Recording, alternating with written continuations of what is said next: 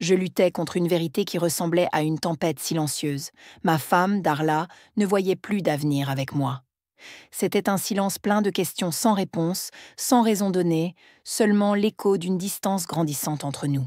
Cette histoire commence il y a 13 ans, lorsque les marées de la vie m'emportent de ma maison de Washington, D.C., vers l'Allemagne, à la poursuite des restes d'un rêve après que notre entreprise familiale se soit effondrée sous le poids de la grande récession. J'ai 51 ans, un homme qui a reconstruit sa vie sur les cendres de la faillite, non pas pour moi, mais pour la famille que j'ai laissée derrière moi.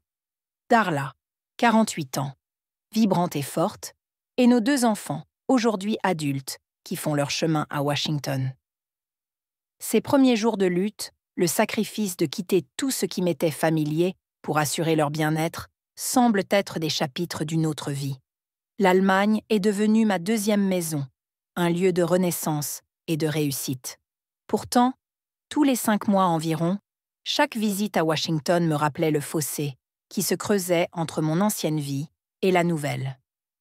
Je rêvais de retrouver ma famille en Allemagne, mais Darla et les garçons étaient attachés à leur vie à Washington, ne voulant pas bouleverser leur routine pour une existence aussi étrangère.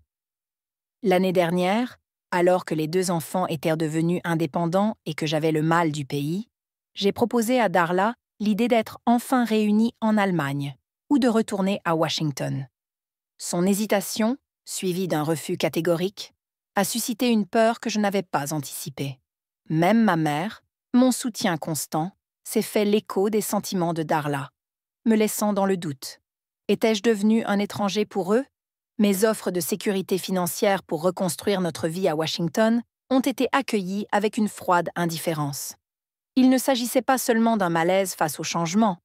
Il semblait qu'une fracture fondamentale s'était formée en mon absence. Une fracture qui ne pouvait pas être comblée par des appels téléphoniques ou des visites. Cette prise de conscience m'a frappée de plein fouet lors de mon dernier voyage au pays. L'enthousiasme avec lequel je partageais mes projets de retour pour toujours a été accueilli avec désintérêt. La réaction de Darla m'a frappée comme un coup de poignard au cœur. Pourquoi la perspective de vivre ensemble après toutes ces années ne lui apportait-elle aucune joie? Cherchant des réponses, je me suis retirée de nos conversations, espérant qu'elle remarquerait le silence qui régnait entre nous et qu'elle y remédierait. Mais le silence n'a fait que croître. Nos interactions ne sont plus que des échanges nécessaires. L'idée qu'elle puisse ne plus avoir besoin de moi ou que quelqu'un d'autre ait pris ma place me tourmentait. Darla m'a assuré qu'il n'y avait personne d'autre, mais ces assurances me semblaient vides. Elle prétendait s'inquiéter de prendre soin de notre maison et de ma mère de plus en plus fragile, un lien que je ne pouvais pas lui reprocher. Pourtant, je n'arrivais pas à comprendre pourquoi, alors que tous les obstacles semblaient insurmontables, elle s'opposait à nos retrouvailles. Le fantôme de l'infidélité se profilait à l'horizon, une question tacite qui menaçait les fondements même de notre mariage. Alors que je cherchais la vérité sans briser la paix fragile, je me suis demandé comment je pouvais combler cet abîme de distance et de silence. Voici mon parcours, la recherche de réponses, de liens dans un mariage mis à l'épreuve par le temps et la distance. C'est l'histoire d'un amour mis à rude épreuve par la séparation et de la recherche d'un chemin pour se retrouver, ou peut-être pour découvrir un nouveau chemin à suivre.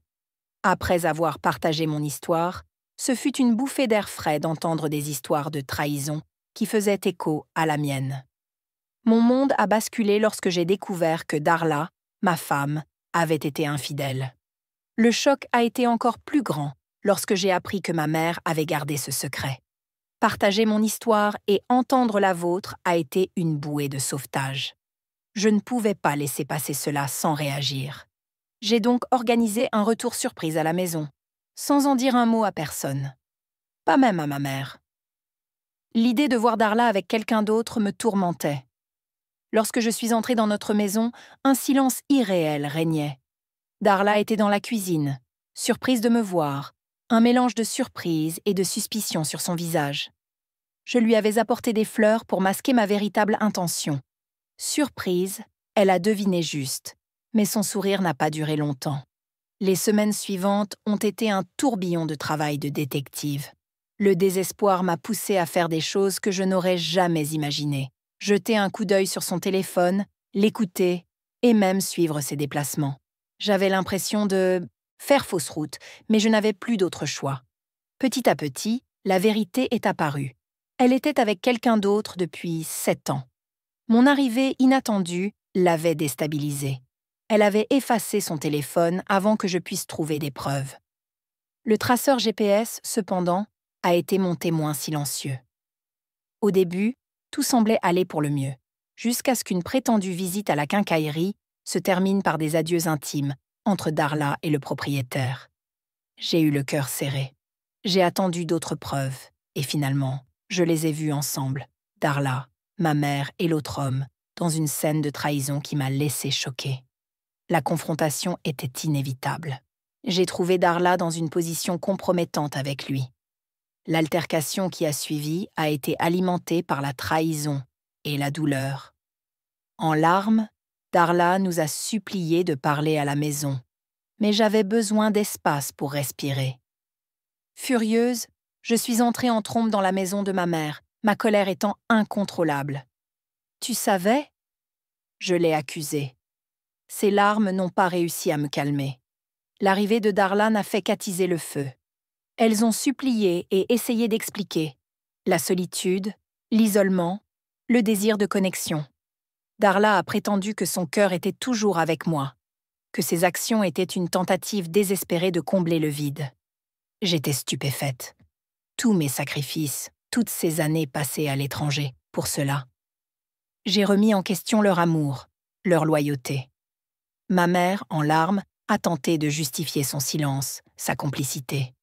Mais le mal était fait. J'ai dit « J'arrête ». Je suis partie, je les ai laissés derrière moi.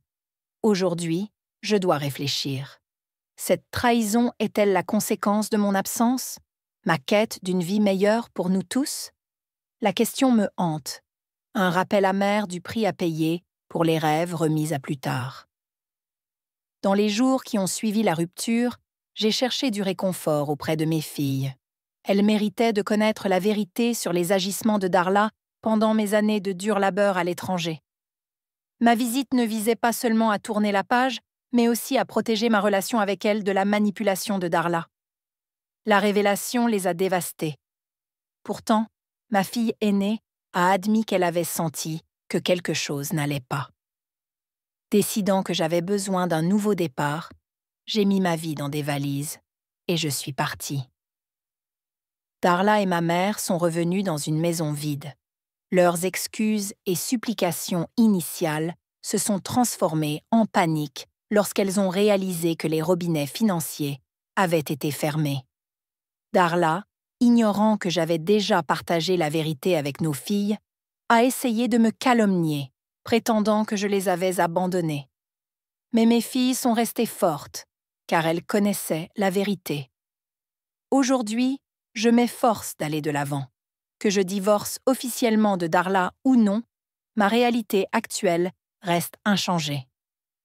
Je commence une nouvelle vie, loin de la tromperie qui a défini mon existence. Quant à ma mère, mes sentiments sont partagés. Ses excuses semblent vides, dépourvues de véritables remords. J'attendrai le moment où ses regrets seront sincères et où mon amour pour elle pourra reprendre le dessus.